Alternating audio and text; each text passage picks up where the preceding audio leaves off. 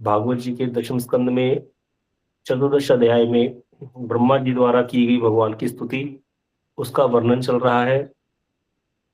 जहां पर कल हमने सुना कि पहले श्लोक में ब्रह्मा जी ने क्या कहा, भगवान के रूप का वर्णन किया, स्वरूप का वर्णन किया। कौन से स्वरूप का वर्णन किया? जिसको उनको भगवान ने लास्ट में दर्शन कराए, अपने ऐश्वर्य में निमज्जित करके, महाऐश्वर्य में निमज्जित करके, बाद में अपना माधुर्यमय रूप दिखाया कि कृष्ण क्या है, वैसे ही खड़े हैं, हाथ में दही भात का कोर है और सखाओं को ढूंढ रहे हैं अज्ञा बालक की भांति। तो वो वाले स्वरूप का भगवान ने उनको दर्शन कराया था। उसी स्वरूप का वर्णन करते हुए पहले श्लोक में ब्रह्मा जी ने भगवान की स्तुति करी कि मैं आपके इस स्वरूप को प्रणाम करता हूँ, यही स्वरूप मेरा आराध्य बन जाए और मुझे जो है आप अपना चरणाश्रय प्रदान करें, मुझे कृतार्थ करें। अगले इसी श्लोक में यह भी एक चीज समझने वाली है। इसी श्लोक में लास्ट में शब्द है पशुपांग जाए, कि पशुपांग कौन है? नंद बाबा, उनका जाय अर्थात कृष्ण। ये श्लोक यह भी प्रूव करता है कि कृष्ण नंद बाबा के ही पुत्र हैं। कई कहते हैं ना कि जो है कृष्ण वसुदेव के पुत्र है, तो यहाँ पर पशुपांग जाय क्यों बोला कृष्ण को? पशुपांग जाय मतलब नंद का पुत्र, नंद का आत्मज, नंदस्तु आत्मज भी लिखा है भागवत जी में। तो यहाँ पर कुछ ऐसे श्लोक हैं भागवत जी में जिसको सुखदेव गोस्वामी ना चाहते हुए भी बोला गया उनसे, और वो वर्णन कर पाए कि भगवान किसके पुत्र हैं, नंद और यशोदा के ही पुत्र हैं। क्योंकि शुरू से ही जब कथा वर्णन कर रहे हैं तो वो परीक्षित जी महाराज जी के देवकी देवी से संबंध के कारण वैसी वाली कथा ही वर्णन कर रहे हैं। सारा जो वर्णन कर रहे हैं देवकी स्तुति ही ज्यादा यूज हो रहा है, लेकिन बीच बीच में सुखदेव गोस्वामी से यह वाले श्लोक भी उच्चारण हो जाते हैं। तो यही इसका माधुर्य है भागवत जी का। अगले श्लोक में ब्रह्मा जी कहते हैं कि आपने मेरे प्रति अनुग्रह करके और ये अपने श्री विग्रह को जो मुझे दर्शन कराया आपने दही भात का कोर लिए हुए, ये आपने अपनी इच्छा से प्रकट किया है। जब मैं आपके इस विग्रह को देखने में समर्थ नहीं हूँ, इसकी महिमा को जानने में समर्थ नहीं हूँ, तो अन्य और कोई कैसे आपको जान सकता है? तो यहाँ पर कल हमने ये श्रवण किया था कि भगवान को कोई भी जान नहीं सकता। ब्रह्मा जी स्वयं कह रहे हैं कि जब चतुर्श्लोकी भागवत जिस स्वरूप से ब्रह्मा जी ने सुनी थी भगवान के चतुर्भुज रूप वाले, कहते उन भागवत के जो उपदेष्टा हैं, वो उपदेष्टा कौन थे? गर्भोदशाई विष्णु या शिव, जो जो भी विष्णु थे उनका, कहते मैं तो उनकी महिमा को नहीं जान पाया विशुद्ध मन से, मैं ब्रह्मा होकर के। तो आपकी जो माखन चोरी लीला, गोपियों का स्तनपान करना, गोचारण लीला, बाल चापल्य, इन असाधारण सुखानुभूति संपन्न लीलाओं को मैं कैसे जान पाऊंगा, कैसे जान सकता हूँ? स्वयं अंशी भगवान जो सबके अंश हैं, सबके मूल हैं, उनकी महिमा मैं कैसे जान सकता हूँ? तो इस तरह से कहते, जब ब्रह्मा जी ने यहाँ पर भाव प्रकाश का वृत्ति रह गई थी, तो यहाँ पर कह रही है कि ब्रह्मा जी जो स्तुति कर रहे थे, तो उन्होंने असाधारण रूप गुण लीला की यहाँ पर वर्णन किया भगवान का, कि आप लीला कैसे कर रहे हैं, कि सखाओं को ढूंढ रहे हैं यहाँ पर पशुपांग जो है नंद बाबा के पुत्र होकर के, ऐसा जो वर्णन किया। तो कहते हैं कोई विशेष उत्कर्ष का वर्णन नहीं किया, सिर्फ स्वरूप का वर्णन किया। तो यहाँ पर कहते इससे स्तव करना नहीं होता। तो इसीलिए कहते अगले बार इससे अगली बार क्या कह रहे हैं ब्रह्मा जी अगले श्लोक में, दूसरे श्लोक में, कि यहाँ पर भगवान के विग्रह की दुर्ज्ञता का वर्णन करें कि कितना दुर्ज्ञेय है भगवान को दर्शन करना। तो इसीलिए पहले उनके स्वरूप का वर्णन करके कि वो स्वरूप कितना दुर्ज्ञेय है, इसका वर्णन करें कि वो तो स्वरूप क्या है, आपने कृपा करके मुझको दर्शन दे दिया। वैसे तो मैं भी आपकी महिमा को जान नहीं सकता, तो अन्य और कोई किसी भी साधन से आपकी महिमा को कहाँ जानेगा? ये यहाँ पर बताया गया है। कह रहे कि आप क्या करते हो, बहुत प्रकार की लीलाएं करते हो, लीलाओं के समुद्र हो, हरि अनंत हरि कथा अनंता, रामायण में लिखा है। कहीं सुनी बहुविधि सब संता, हरि अनंत है और उनकी कथाएं भी अनंत हैं। तो भगवान क्या है? अनंत लीलाओं के समुद्र है। तो अनेक प्रकार की लीलाएं करते हैं, किसके लिए भी उन लीलाओं को जानना किसी के लिए अपनी बुद्धि से संभव नहीं है। कहते कैसी लीलाएं करते हैं भगवान? असुरवध लीला करते हैं, भूभार हरण लीला करते हैं, और धर्म संस्थापना, ये तीन कार्य करते हैं। भगवान ने गीता में बोला अर्जुन को, यदा यदा ही धर्मस्य ग्लानिर्भवति भारत, जब जब धर्म की हानि होती है, अधर्म की वृद्धि होती है, तब तब क्या करता हूं मैं? साधुओं की रक्षा के लिए, दुष्टों का नाश करने के लिए मैं युग युग में अवतार ग्रहण करता हूँ, बार बार मैं आता हूँ। तो कह रहे हैं कि प्रभु आप क्या करते हो? अनेक प्रकार की लीलाएं करते हो और जगत की रक्षा करते हो इस प्रकार की लीलाएं करके। और भक्तों का मनोरथ पूर्ण करने के लिए आप क्या करते हो? मत्स्य कूर्म वाराह अनंत रूपों में इस प्रपंच में अवतीर्ण होते हो। ये जगत एक प्रपंच है, उस प्रपंच में अवतीर्ण होते हो, जिससे कहते वैसे तो आपको कोई जान नहीं सकता, लेकिन जब आप अवतार ले लेते हो, तब जो है आपका साक्षात दर्शन करके या फिर आपकी लीलाओं के विषय में उस समय जीवों को कुछ ज्ञान हो जाता है, पता चल जाता है। तो इसीलिए कहते कि अब यहाँ पर जब मैं आपका साक्षात दर्शन कर रहा हूँ यथार्थ रूप में, नंदनंदन कृष्ण मूल जो है सब अवतारों के, और आपके जो लीला रस का जो आस्वादन भी मैंने किया, देखा, उसका सौभाग्य भी प्राप्त कर लिया, तब भी कहते हैं आपके कोई भी व्यक्ति आपके स्वरूप, आपके ऐश्वर्य और आपकी महिमा का, महासिद्धू का जो एक बिंदु भी स्पर्श नहीं कर सकता कि आप इतने महान हो, आप इतने दुर्ज्ञ हो, यहाँ पर ये कह रहे हैं। तो इसीलिए कहते हैं, आगे कह रहे हैं कि जैसे कहते हैं आप क्या करते हो, कहते हैं इस तत्व समझना बड़ा कठिन है। आप क्या हो? ब्रह्मांड के पालक हो। भगवान है कि नहीं? अनंत कोटि ब्रह्मांड नायक है भगवान। तो ब्रह्मांड के पालक होकर के भी आप क्या कर रहे हो? यहाँ पर गोपालक बने हुए हो। गोपालक बन करके गोओं की रक्षा करते हुए गो गोपालकों के साथ क्या कर रहे हो? हास्य कर रहे हो, नृत्य कर रहे हो। ब्रह्मांड के पालक होकर के गेंद के साथ खेल रहे हो, बाल्य लीला रस का आस्वादन कर रहे हो। कहते आपके चरण कमलों की सेवा करने से क्या हो जाता है? एक साधारण तुच्छ जीव भी क्या हो जाता है? सर्वज्ञता शक्ति प्राप्त कर लेता है। ऐसे कई जो है भजन के प्रभाव से या योग की सिद्धियों से दूसरे की मन की बात जान लेना, अनिमा महिमा आदि सिद्धियों को भी प्राप्त कर लेते हैं आपकी कृपा से। तो कहते हैं जो साधारण लोग हैं वो भी आपका भजन करके क्या करते हैं? ऐसी सिद्धियां प्राप्त कर लेते हैं जिनसे वो क्या हो जाते हैं? सर्वज्ञ हो जाते हैं। लेकिन आपकी यह अद्भुत लीला कैसी है कि मैंने जब बछड़ों और ग्वाल वालों को चुरा लिया दुर्बुद्धि के कारण, तो आप कहते हैं एक प्राकृत बालक की भांति, यज्ञ बालक की भांति उनको वन वन में ढूंढते हुए घूम रहे हैं। उस समय आपकी सर्वज्ञता शक्ति कहाँ चली गई? जिस सर्वज्ञता शक्ति को आपका भजन करने वाले भी प्राप्त कर लेते हैं। आप क्या कर रहे हो? ऐसी लीलाएं कर रहे हो। समस्त यज्ञों के भोक्ता होकर के आप क्या कर रहे हो? गोपालकों का उच्छिष्ट उच्छिष्ट खा रहे हो। हमने सुना था ना कैसे भगवान ने कड़ी का भोग लगाया। तो ऐसे कहते आपके इंगित मात्र से ही क्या होता है? करोड़ों ब्रह्मांडों की सृष्टि हो जाती है। ब्रह्मांड में स्थित जितने भी सूर्य चंद्र आदि ग्रह हैं वो प्रचालित होते हैं। भगवान ने बोला है ये बात, कपिल देव भगवान ने, मेरे भय से वायु चलती है, मेरे भय से सूर्य तपता है, अग्नि मेरे भय से तपती है, मेरे भय से सब कुछ प्रचालित हो रहा है। कहते फिर भी आप यहाँ पर क्या कर रहे हो? लकुटी हाथ में लेकर के गायों के पीछे पीछे दौड़ रहे हो। अतः आप कैसी परम अद्भुत लीला कर रहे हो, इसका मर्म किसी की समझ में भी नहीं आ सकता। कृपा करके आप जिसके स्वरूप जैसा विग्रह प्रकट कर देते हो, बस वह उसका कीर्तन कर सकता है। इसीलिए हम भी नंद नंदन यशोदा नंदन के कीर्तन कर सकते हैं भाई। हम उनको यह कह रहे हैं ब्रह्मा जी की कोई भी उनके उत्कर्ष को, भगवान की महिमा को जानने में समर्थ नहीं है। अगले श्लोक में बड़ा सुंदर यहाँ पर व्याख्या आएगी। कल हमने यहाँ पर बात की थी कि जब भगवान को कोई जान ही नहीं सकता, हाँ, तो फिर हम फिर बैठ करके कथा क्यों सुन रहे हैं? कितना अच्छा मौसम है, सर्दी का मौसम है, सुबह सुबह कंबल से निकलने का मन ही नहीं करता। हाँ, 6 बजे से लेके आधा घंटा बैठ करके है कथा सुनो। उससे पहले आप लोग हरि नाम कर रहे थे बैठ करके, क्या फायदा जब भगवान को तो जान ही नहीं सकते हम? तो फिर बैठ करके यहाँ पर इतना टाइम क्यों दे रहे हैं? इससे अच्छा भैया माया का भोग करो। जो करने आया है यहाँ पर जीव, क्या करने आया? भोग करने तो आया है संसार में, और क्या करने आया है? और हम यहाँ पर उल्टी गंगा बहा रहे हैं। और भगवान ब्रह्मा जी ने साफ ही बोल दिया, जब मैं नहीं आपको जान सकता तो और कोई जानेगा क्या? तो यहाँ पर इस श्लोक में, तीसरे श्लोक में बड़ी सुंदर बात ब्रह्मा जी आगे बता रहे हैं, इसको समझना है। क्या बता रहे हैं? बहुत सुंदर श्लोक है ये, कोई याद करे तो कर सकता है। ज्ञाने प्रयास मुदपास्य नमन्ते जीवन्ते सन्मुखरिताम भवदीया वार्ताम स्थाने स्थिता अश्वतिगताम तनु वांग मनोभिरेय प्रयाशो अजित जितोप्यसी त्रय स्त्रीलोक्याम। क्या कह रहे हैं ब्रह्मा जी?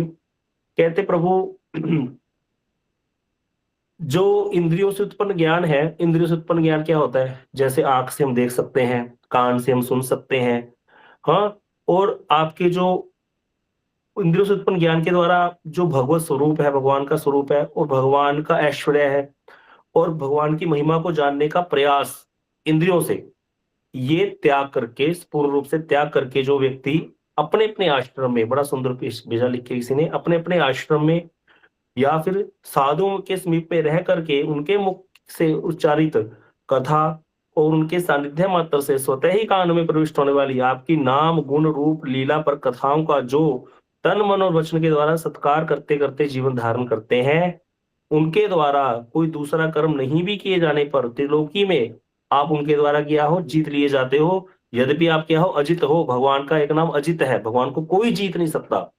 भगवान अजित है, वो हर समय ही जो है हमेशा ही वो ऑलवेज विजयी है भगवान, कोई उनको जीत नहीं सकता। लेकिन कहते हैं आप अपने भक्तों के आगे हार जाते हो। कौन से भक्तों के आगे?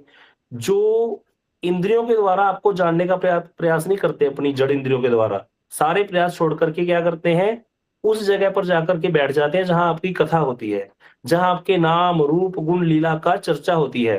उन कथाओं को सुनते हैं। तनु मनो, क्या लिखा है आगे श्लोक में, क्या है? तनु वांग मनो भी। तनु वांग मनो भी मतलब तन से, मन से और वाणी से वहां पर रह करके वचन द्वारा सत्कार करते हैं। अब कैसे सत्कार करते हैं इसको हम सुनेंगे। तन से कैसे रहते हैं, मन से कैसे रहते हैं, और वचन से किस प्रकार से कथाओं का सत्कार किया जाता है, जिससे कहते क्या होता है, इसका लाभ क्या है। तो यहाँ पर जो हम चर्चा कर रहे थे कि हम सुबह सुबह 4 बजे से बैठ जाते हैं, हमारे प्रभु जी भी, सब लोग, माताएं, इतने लोग बैठ जाते हैं और लगे रहते हैं महामंत्र जपने। अभी कीर्तन शुरू होगा 6:30 बजे। तो ये इसका क्या लाभ है, इससे क्या होगा? ब्रह्मा जी बता रहे हैं, आप त्रिलोकी में आपको कोई जीत नहीं सकता, लेकिन उन भक्तों के द्वारा आप जीत लिए जाते हो। वो कोई भी कर्म ना करे, यद्यपि वो कुछ भी ना करें, तब भी क्या होगा, जो अपना तन मन वाणी से आपकी कथा सुनते हैं, वाणी से उनका अनुमोदन करते हैं और वहां जाकर के वास करते हैं जहां भक्तजन रहते हैं, उनको त्रिलोकी में यद्यपि आपको कोई जीत नहीं सकता, लेकिन आप उनके द्वारा क्या हो, जीत लिए जाते हो। ऐसा ब्रह्मा जी वर्णन कर रहे हैं। बड़ा सुंदर यहाँ पर विष्णु चक्रवर्ती पाद जी इसकी टीका कर रहे हैं श्लोक की, कह रहे हैं। अब प्रश्न उठता है कि भाई, तमेव विदित्वा अति मृत्यु में थी, ये श्लोक वेदों से है। वेद में बताया गया कि परमेश्वर को जान करके ही जीव संसार से मुक्त हो सकता है। लेकिन इससे पहले क्या बताया गया? जो पिछला श्लोक था, ब्रह्मा जी कह रहे हैं आपको कोई जान नहीं सकता, यहां कह दिया परमेश्वर को जान करके ही जीव संसार से मुक्त हो सकता है। इससे पहले श्लोक में ब्रह्मा जी झूठ थोड़ी बोल रहे हैं। ब्रह्मा जी ने बोल दिया आपको कोई जान नहीं सकता प्रभु, जब मैं ही आपकी महिमा को जान नहीं पा रहा तो अन्य और कोई क्या जानेगा आपकी महिमा को। ये तो आपने कृपा करी और कृपा करके मेरे सामने अपने श्री विग्रह को प्रकट कर दिया, इसीलिए मैं आपको आपकी कुछ महिमा को गा रहा हूं, नहीं तो आपको कोई जान नहीं सकता। आपके तो उस स्वरूप को नहीं मैं जान पाया जिस स्वरूप में आपने मुझे चतुर्श्लोकी भागवत सुनाई थी। आपके उन सारे स्वरूपों के मूल जो है, अंशी जो है कृष्ण, उनकी महिमा को मैं क्या जानूंगा? ब्रह्मा जी स्वयं वर्णन कर रहे हैं। तो आगे लेकिन कह दिया कि भाई, वेदों में तो बताया गया कि परमेश्वर को जान करके ही संसार से मुक्त हुआ जाएगा। तो इस श्रुति वाक्य के अनुसार तो बिना ज्ञान के संसार से उद्धार कैसे होगा? ज्ञान तो जानना पड़ेगा, ज्ञान की जरूरत है। तो यहाँ पर समझने वाली बात है, एक एक पॉइंट यहाँ पर इंपॉर्टेंट है कि ज्ञान क्यों, कौन सा ज्ञान होता है, ज्ञान कितने प्रकार का होता है। तो इसके उत्तर में यहाँ पर ब्रह्मा जी कह रहे हैं, ज्ञाने प्रयास मुदपास्य, ज्ञान का भैया प्रयास छोड़ दो। प्रयास मुदपास्य मतलब त्याग कर दो ज्ञान का प्रयास। ज्ञान के द्वारा भगवान को नहीं जान सकते, लेस मात्र भी प्रयास ना करके ज्ञान के लिए कोई आपके स्वरूप ऐश्वर्य का विचार या ज्ञान या योग की उपासना का परिश्रम त्याग करके सन्मुखिताम भवदिया वार्ताम, बस साधु भक्तों के संग में रह करके भगवान की कथाएं श्रवण करो। बोले अच्छा, कथाएं श्रवण करने से क्या होगा? बोले इससे ही सब कुछ हो जाएगा। त्रिलोकी में जो भगवान जो अजित है, जिनको कोई जीत नहीं सकता, उनको भी आप जीत लोगे। किससे? सिर्फ श्रवण करके, कथाएं श्रवण करके, कान से। बोले फिर वचन से क्यों बोला गया? तनु वांग मनोवीर्य बोला, बोले वचन से उनका अनुमोदन करके। तन से कहते क्या है? बोले तन से उनके चरणों में प्रणाम करके, वैष्णव के चरणों में प्रणाम करके, जो हमें कथा श्रवण कराते हैं। तो इस तरह से कहते क्या होगा, वो क्या हो जाएगा, आप त्रिलोकी में अजित हो, आपको कोई जीत नहीं सकता, लेकिन आप उन भक्तों के वशीभूत हो जाते हो। तो यहाँ कह रहे हैं, साधु भक्तों के मौनशील होने पर भी जिसने उन्हें अपने माधुर्य के द्वारा वचाल बना दिया, किसने? कृष्ण ने। साधु भक्त कौन होते हैं? जो वैष्णव होते हैं वो मौन होते हैं। मौन अर्थात वो संसारिक विषयों में मौन रहते हैं। श्लोक है गीता में, या निशा सर्वभूतानाम तस्य जागृति संयमी, यस्य जागृति संयमी सा निशा पश्यते मुने, कि जो सब जीवों के लिए, या निशा सर्वभूतानाम, जो सब जीवों के लिए रात्रि है, वो जागृति संयमी, उसमें संयमी भक्त जो है वो जागता है उसमें। और जो जिसमें सब लोग जागते हैं, संसार के लोग, उसमें भी जो भक्त है वो सो जाता है। तो इसका साधारण साधारण अर्थ हमारे प्रभु जी हंसते हैं कि इसका अर्थ है कि जब लोग सो जाते हैं तो संयमी जागता है, योगी जागता है, और जो लोग जग जाते हैं तो वैष्णव सो जाते हैं। प्रभु जी कहते हैं तुम ऐसे ही करते हो, रात को बैठ करके माला करते रहते हो, सुबह उठकर 4 बजे मंगला आरती करी, कीर्तन किया, कथा करी, 9 बजे सो जाते हो। तब जस्य जागृति संयमी संसार के लोग जागते हैं उस समय 9 से लेके शाम तक, और तुम लोग सोते रहते हो। तो ऐसे ही हम हँसाते हैं, लेकिन इसका अर्थ यह नहीं है। इसका अर्थ क्या है कि जिन विषयों में संसार के लोग जागते हैं, संसार के लोग किन विषयों में जागते हैं, किन विषयों में प्रयत्नशील रहते हैं? परिवार, पुत्र, इसको बढ़ोतरी करने में, हाँ, और अपना विस्तार करने में, वंश का विस्तार करना है जी, विवाह करना है, वंश का विस्तार करना है, गाड़ियां खरीदनी है, बंगले बनाने हैं, इसमें लगे रहते हैं। बोले या निशा सर्वभूतानाम, वहां पर जो ये यस्य जागृति संयमी सा निशा पश्यतो मुने, जिसमें वो जागते हैं संसार के लोग, उसमें वो निशा, उसमें वो सो जाता है। संयमी जो भक्त है वो उसमें ध्यान भी नहीं देता, इन चीजों के लिए प्रयत्न नहीं करता। और जिन चीजों के लिए, जिन चीजों में संसार के लोग सो जाते हैं, संसार के लोग किन विषयों में सो जाते हैं? भगवान की कथा, भगवान का कीर्तन, भगवान की महिमा गान, भगवान की कथाओं का अनुमोदन करना, भागवत इत्यादि कराने में संसार के लोग सो रहे हैं। लेकिन उसमें संयमी जागता है, वो उसको लिए प्रयत्नशील रहता है, दूसरों को भी चेष्टा करता है कि वो जाने भगवान के बारे में और उनका भजन करके प्राप्ति करे उनकी। तो इसीलिए यहाँ पर कह रहे हैं कि साधु भक्तों के मौनशील होने पर भी, मौनशाली मतलब भक्त जो है वो मौन रहते हैं, संसारिक विषयों में मौन रहते हैं। लेकिन जिसने उन्हें अपनी माधुर्य के द्वारा वचाल बना दिया, किसने? कृष्ण ने ऐसा माधुर्य विस्तार किया। सुखदेव गोस्वामी जैसे विरक्त संसार से जब निकले हैं माता के गर्भ से, सीधा जंगल की तरफ दौड़ लिए। कोई संसार में आसक्ति है ही नहीं, किसी चीज के प्रति कोई वही नहीं, क्योंकि ब्रह्मवादी हर जगह ब्रह्म में प्रतिष्ठित है वो। लेकिन उन्होंने भी जब भगवान के गुणों को सुना तो वापिस आ गए अपने पिता वेदव्यास जी के पास। पहले वेदव्यास जी उनको पुत्र पुत्र कर करके पुकार रहे थे, तो पेड़ों ने, वृक्षों ने उनकी तरफ से आवाज दी थी, अहम शुकोस्मि, कि कौन किसका पुत्र है? सब जगह संसार में ब्रह्म ही ब्रह्म है और कुछ है ही नहीं। तो वहां पर वेदव्यास जी भी अपने पुत्र को बुला नहीं पाए थे, क्योंकि उनको पुत्र मोह था। लेकिन जब सुखदेव गोस्वामी ने भगवान के गुणों के वर्णन सुना, जो भेजा बहेलिया उन्होंने 2 श्लोक बोले थे, तो वो वापस आ गए। रूप का वर्णन और गुणों का वर्णन, कि जिन्होंने 100 बच्चों का कत्ल करके पूतना को भी धात्री उच्चतम गति प्रदान कर दी, ऐसा दयालु कौन होगा और किसकी शरण में जाया जाए? तो फिर उन्होंने उनके रूप के बारे में पूछा, फिर वराह पीड़म वाला श्लोक बोला। तो यहाँ पर कहते, जिन्होंने, जिसने अपने माधुर्य के द्वारा उनको वाचाल बना दिया, भक्तों को क्या बना दिया? वाचाल बना दिया। सुखदेव गोस्वामी जो विरक्त थे वाचाल हो गए, कथा बोल रहे हैं, 18,000 श्लोक उच्चारित कर दिए मुख से। जब परीक्षित जी महाराज जैसा जो है श्रोता उनको मिल गया, उन पर कृपा कर दी, 7 दिन में उनको पूरी भागवत कथा श्रवण करा दी। ऐसे वाचाल, ऐसे मौनी जो थे, क्या हो गए? वाचाल हो गए। तो कहते आपकी ऐसी मधुर कथा, आप अथवा आपके जो नित्य परिकरों की कथाएं हैं, मतलब भगवान के भक्तों की कथाएं, भगवान की कथा से भी बढ़कर है भगवान के भक्तों की कथा। अभी आगे कथा श्रवण करते करते गोवर्धन लीला आएगी, उसमें हम इतने भक्तों की कथाएं सुनेंगे, अगर भगवान की कृपा रही, इतने भक्तों की कथाएं आएंगी जिन्होंने गोवर्धन में वास करके भजन किया है, इतना आनंद बढ़ेगा। जैसे अभी तो कई लोगों को कुछ कुछ चीजें बीच बीच में भारी लगती होंगी, उसमें इतना आनंद आएगा, क्योंकि भक्तों की कोई कथा भारी होती ही नहीं। भगवान की कथा में तो थोड़ा तत्व आ जाता है तो भारी हो जाती है भगवान की कथा। कई बार सर पे भार पड़ जाता है, या क्या करे, समझ ही नहीं आ रहा, कुछ होता ही नहीं, कुछ होगा क्या नहीं होगा कुछ। लेकिन भक्तों की कथाएं सुन करके आनंद बढ़ता है, भक्ति में बल बढ़ता है, और बहुत ज्यादा जो है धैर्य धारण करने की शक्ति भी आ जाती है कि हाँ नहीं, हम पर भी कृपा होगी एक दिन। तो इसीलिए कहते हैं, जो आपकी ऐसी मधुर कथा, और या फिर आपके नित्य परिकरों की कथा, अर्थात आपके भक्तों की कथा जो है, आगे कहते कैसे सुनते हैं? स्थाने स्थिता, एक जगह पर स्थित होकर के सुनते हैं। बोले क्या, कैसे? तीर्थ पर्यटन आदि ना करके, मतलब कहीं घूमने नहीं जाते। कभी हरिद्वार जा रहे हैं गंगा स्नान करने, कभी काशी जा रहे हैं, कभी कहीं जा रहे हैं, बोले नहीं, कुछ नहीं करते।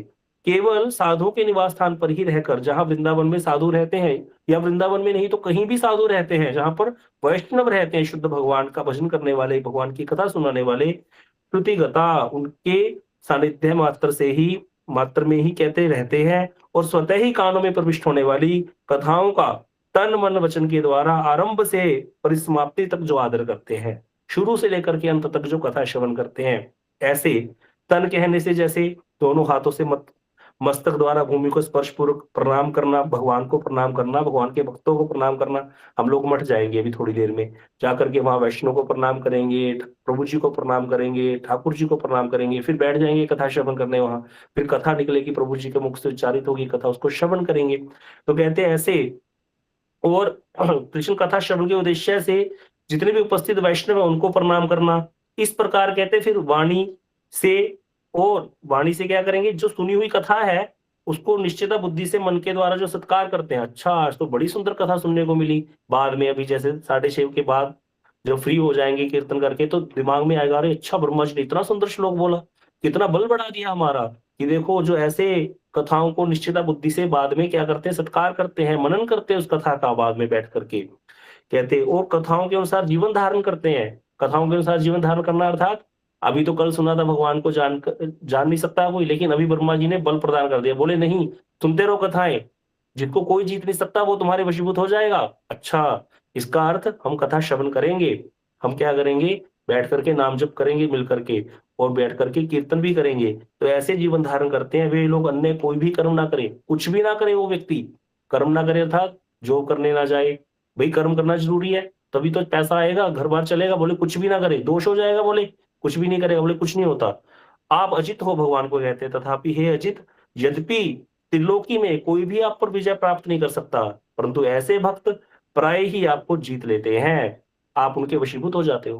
गीता के 9वें अध्याय में 27वां श्लोक भगवान बोल रहे हैं, अनन्याश्रितो ये जना मयि परिपास्ते तेषां नित्यभियुक्तानां योगक्षेम वहाम्यहम्। जो मेरा अनन्य है, अनन्य किसको बोलते हैं, सुबह से उठ करके कीर्तन में लग गया, कथा में लग गया, मेरी शरणागति जिसने धारण कर रखी है, ऐसा भक्त कुछ भी कर्म नहीं करेगा।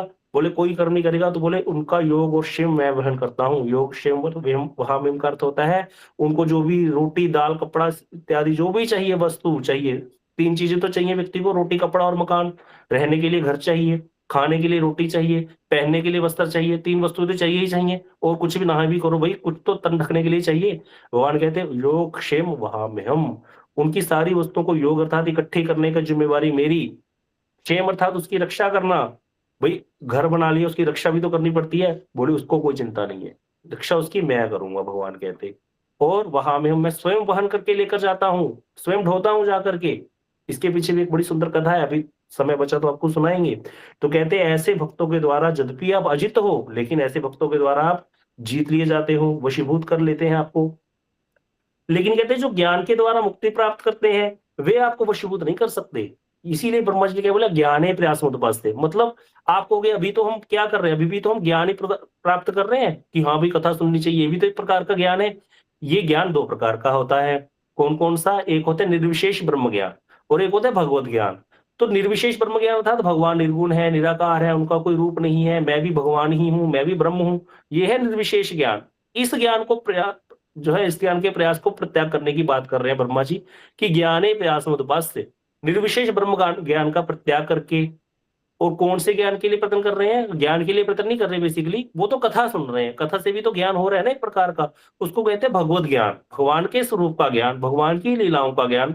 वो अपने आप ही स्वतः सुनते सुनते अपने आप हो जाता है, उसमें कुछ ज्यादा बहुत बड़ी रॉकेट साइंस नहीं है। तो इसीलिए कहते हैं जो ज्ञान के द्वारा मुक्ति प्राप्त करते हैं, अर्थात निर्विशेष ब्रह्म ज्ञान के द्वारा जो मुक्ति प्राप्त करते हैं, वे आपको वशीभूत नहीं कर सकते। आपकी कथाओं को श्रवण करने वाले भक्त अनायासी संसार से पार हो जाते हैं, इसमें क्या आश्चर्य है। अतः आपकी कथाओं का ज्ञान ही वह ज्ञान है जिसके द्वारा संसार से लोग मुक्त हो जाते हैं। मुक्ति तो ऐसे ही मिल जाती है उसमें। इससे पूर्वोक्त श्रुति का अर्थ भी यहाँ प्रकाशित हुआ, जो श्रुति प्रदान की श्रुति में वाक्य था ना, कि भगवान को जान करके ही संसार से मुक्त होता है, परमेश्वर को जान करके ही जिस संसार से मुक्त होता है, तो कौन से ज्ञान के द्वारा, भगवदीय ज्ञान के द्वारा, ना कि निर्विशेष ब्रह्म ज्ञान के द्वारा। अभी उस श्लोक जो गीता में भगवान ने 9वें अध्याय में 27वां श्लोक बोला, तो एक संत थे, जब वो इस श्लोक को पढ़ा उन्होंने, तो उन्होंने देखा कि क्या लिखा हुआ है, कि योग क्षेम वहाम्यहम्, 9वें अध्याय का 27वां श्लोक है शायद, अनन्याश्रितो ये जना मयि पर्युपास्ते तेषां नित्यभियुक्तानां योग क्षेम वहाम्यहम्। जो मेरा अनन्य है, जिसने एकमात्र मेरी शरणागति ग्रहण कर ली है, ऐसे नित्य मेरा भजन करने वाले का योग क्षेम भी मैं वहन करता हूँ। तो इस श्लोक को पढ़ करके, प्रभु जी कौन से संत थे वो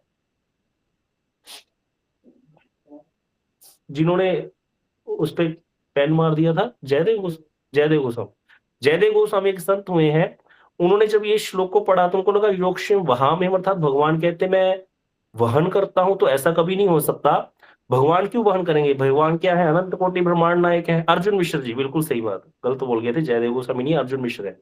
तो उन्होंने कहा था, अर्जुन मिश्र जी ने सोचा कि भगवान जो है वहन नहीं करते, वो किसी को भेज देते हैं। मतलब कि भाई देखो, यहाँ पे प्रधानमंत्री है मोदी जी, मान लो वो कोई घोषणा कर दे तो वो स्वयं थोड़ी जाएँगे, वो किसी को भेज देंगे, फ़ोन कर देंगे, अपने पीए को बोल देंगे, पीए आगे वहाँ के जो राज्य है, वहाँ के मुख्यमंत्री को फ़ोन करेगा, मुख्यमंत्री आगे वहाँ जिलाधिकारी को फ़ोन करेगा, जिलाधिकारी जाकर के उसको व्यक्ति को घर में सारा सामान दे देगा।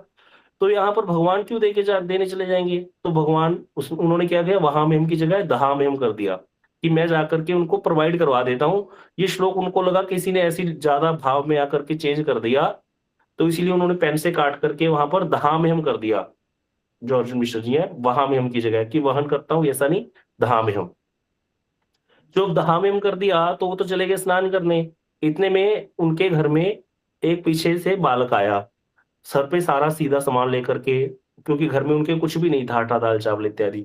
तो जब आया तो उनकी पत्नी ने जब खोला, खटखटाया तो देखा बड़ा सुंदर बालक खड़ा है और उसके मुख से थोड़ा खून भी आ रहा है और उसको पूछा कि तुम कौन हो? बोले पंडित जी ने मुझको भेजा है, ये आप सारा सामान रख लीजिए, सीधा सामान भेजा है। सर पे ढो कर के लाया वो। तो उन्होंने कहा कि अच्छा बड़े सुंदर बालक हो तुम तो, और तुम्हारे ये मुख पे खून क्यों आ गया? क्या गिर गए थे? बोले नहीं, पंडित जी ने को मेरी कोई बात अच्छी नहीं लगी, इसलिए उन्होंने मुझको मारा। तो वो तो बड़ी आश्चर्यचकित हो गई कि पंडित जी तो कभी क्रोध नहीं करते, वो तो कभी किसी को मारते नहीं, ऐसा कैसे? और इतने सुंदर बालक को, अरे इतना सुंदर बालक, इसको क्यों मार दिया? आज आएँगे तो उनको ज़रूर पूछूँगी। तो वो तो चले गए दे करके, जो बालक आया था सारा सामान दे करके चले गए। जब आए हैं कुछ अर्जुन मिश्र जी वापिस आए स्नान इत्यादि करके, तो उन्होंने देखा कि घर में इतना सारा सामान पड़ा है। बोले ये कौन दे गया? बोले आप ही ने तो भेजा था उस बालक को। बोले कौन से बालक को? बोले पता नहीं, आपने ही किसी बालक को भेजा था और आपने उसको मारा भी। तो बोले मैंने तो किसी बालक को भेजा नहीं और मैं क्यों मारूँगा किसी को? बोले नहीं, उसने कहा, उसके मुख से खून आ रहा था कि मैंने कुछ बोला और पंडित जी को मेरी बात अच्छी नहीं लगी, इसलिए उन्होंने मुझको मारा। तो वो एकदम से हतप्रभ से हो गए और जाकर के उस श्लोक को देखा जिसको वो थोड़ा ऐसे पेन से करके गए थे अंडरलाइन। तो जाकर जाकर देखा, उसको हटा दिया गया था, दोबारा दहा में की जगह वहाँ में ही हो गया था। क्योंकि गीता भगवान के मुख से उच्चारित है। एक-एक श्लोक गीता का भगवान की वाणी है, सत्य वचन है। वहाँ पर कोई भी कुछ चेंज नहीं है। तो इसीलिए वहाँ पर भगवान ने कहा कि भई जो मैं वहन करता हूँ बोला है, तो मैं वहन ही करता हूँ। स्वयं जाकर के दे करके आता हूँ, किसी को भेजता नहीं हूँ। तो इसीलिए यहाँ पर भी ये श्लोक वैसा ही है। ब्रह्मा जी कह रहे हैं कि भई ज्ञान के लिए प्रयास त्याग करके जो भक्त क्या करते हैं, जहाँ पर कहाँ पर? सम्मुखिताम भवदीय वार्ताम, स्थाने स्थिता, उस स्थान पर जाकर के स्थित हो जाते हैं। तीर्थ पर्यटन आदि ना करके, घूमना-घामना छोड़ करके आकर के कथा श्रवण करते हैं वैष्णव के मुख से, तब जाकर के आप कहते क्या होते हो? उनका वशीभूत हो जाते हो, जिनको आपको जो कोई जीत नहीं सकता, लेकिन आप उन भक्तों के वशीभूत हो जाते हो। इसीलिए जो वैष्णव बन जाते हैं, दीक्षा ले लेते हैं और जो कथा श्रवण करते हैं अच्छे से, वो कभी भी वृंदावन आते हैं तो वो वैष्णव संघ में ही, जहाँ कहीं दर्शन करने जाना वैष्णव संघ में ही जाएँगे। अकेले कभी ऐसे ज़्यादा इतना घूमेंगे नहीं। अगर हाँ, कथा समझ में आ गई है तो अलग बात है, पता चल गई कोई स्थान की कथा तो बार-बार नहीं भी लेके जाते। लेकिन कोशिश करते हैं कि ज़्यादा से ज़्यादा वैष्णव संघ में हम कथा श्रवण करके अपने जीवन को लाभान्वित करें। नहीं तो कितना भी घूम लो। बड़ा सुंदर एक कीर्तन है, श्री भक्ति विनोद ठाकुर जी ने गाया है, "मन सुख तुमि तीर्थे सदा रत।" बड़ा ही सुंदर कीर्तन है। प्रभु जी देना ग्रंथ। तो हम कीर्तन को पाठ करते हैं आज, बड़ा सुंदर कीर्तन है वो, कोड़िया गीति कुछ में भी है।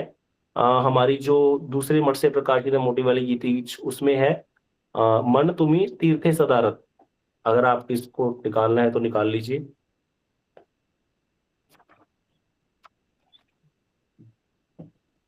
तो इस कीर्तन में जो भक्तिनाथ ठाकुर जी वही कह रहे हैं कि हे मन, तुम सदा तीर्थों में ही रत रहते हो, तीर्थ घूमना चाहते हो, लेकिन तीर्थ से क्या होगा? तो कह रहे हैं मन तुम्ही तीर्थे सदा रत, अयोध्या मथुरा माया। इसको हम कीर्तन को जैसे गाते हैं वैसे ही गाते हैं। अयोध्या मथुरा माया, काशी कांची अवंतिया, द्वारावती आर अक्षयत, मन तुम्ही तीर्थे सदारत।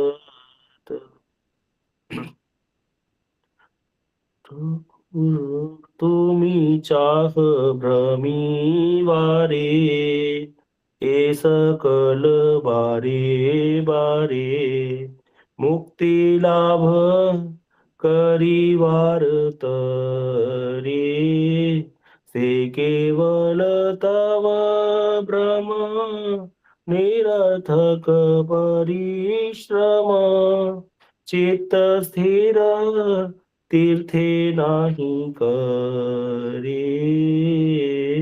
चित्त स्थिर तीर्थे नाही करे। क्या कह रहे हैं? तुम बार बार घूम रहे हो, तुम ही चाही भ्रमी बारे, ये सकल बारे बारे, बार बार जा रहे हो अयोध्या, बार बार काशी जा रहे हो, बार बार अवंतिका जा रहे हो। बोले मुक्ति लाभ करी बार तरे, मुक्ति लाभ करने के लिए कि मुक्ति मिल जाएगी तीर्थों में स्नान करके। बोले से केवल तब भ्रम, ये तुम्हारा भ्रम है। निरर्थक परिश्रम, परिश्रम कर रहे हो, कितना परिश्रम होता है। पहले 2 दिन पहले से पैकिंग शुरू हो जाती है बैग में, सारा सामान भर भर के, और फिर वहां पर जाते हैं, टिकट बुक करवाते हैं, वहां जाकर के बहुत धक्के खा करके पहुंचते हैं। चित्त स्थिर तीर्थे ना ही करे, बोले तीर्थ दर्शन करने से कभी भी चित्त स्थिर नहीं होगा। आगे कह रहे हैं तीर्थ फल साधु संग, तीर्थ का फल क्या है, साधु संग मिलेगा। तीर्थ तो इसका मतलब तीर्थ नहीं जाना चाहिए। बोले तीर्थ जाने का फल क्या है, साधु संग। अगर साधु संग मिल गया तो मतलब तीर्थ जाने का फल मिल गया।